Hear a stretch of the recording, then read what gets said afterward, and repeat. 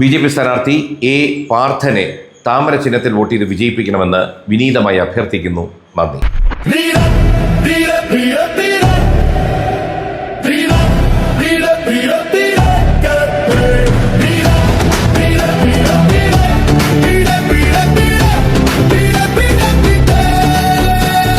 അഴിമതി ഭരണം ഇല്ലാതാക്കാൻ ഇനി വരണം ബി.ജെ.പി.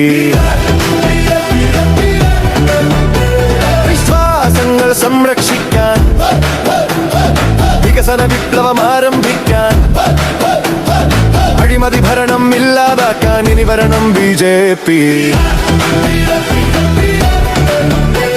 മതസൗഹാർദ്ദം മൂട്ടി വളർത്താൻ മതിലുകളില്ല മനുഷ്യന വേണ്ടി എല്ലാ പേർക്കും തുല്യത നേടാൻ ഇനി വരണം ബി.ജെ.പി.